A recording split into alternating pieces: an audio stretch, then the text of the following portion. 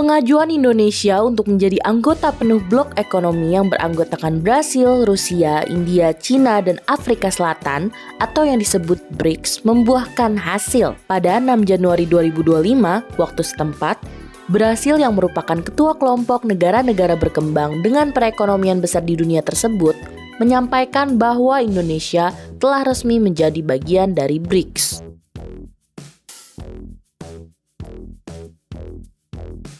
Sebelumnya, Indonesia di bawah pemerintahan Presiden Prabowo Subianto memang secara resmi menyatakan keinginan bergabung dalam aliansi ekonomi BRICS Plus.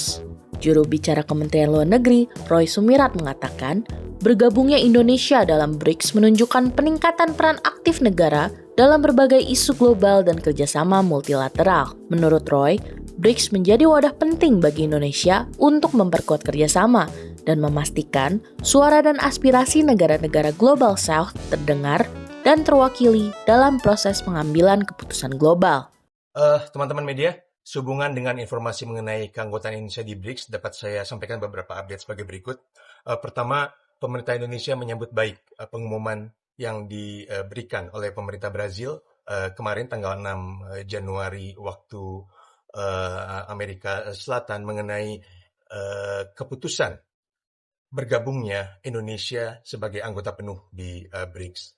Hal ini tentunya terkait erat dengan keinginan negara-negara BRICS untuk segera menerima Indonesia yang selalu berkomitmen dan juga telah menunjukkan peran aktifnya dalam berbagai macam isu global dan juga penghargaan dan pengakuan dari negara-negara BRICS terhadap komitmen Indonesia untuk memperkuat kerjasama yang lebih inklusif dan berkeadilan.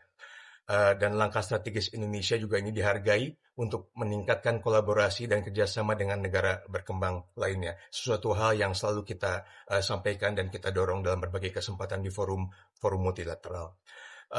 Sebagai negara dengan perekonomian yang tumbuh dan beragam, Indonesia juga tentunya berkomitmen untuk memberikan kontribusi dalam agenda-agenda yang dibahas oleh BRICS itu sendiri, termasuk diantaranya mendorong ketahanan ekonomi, kerjasama teknologi, dan juga kesehatan masyarakat.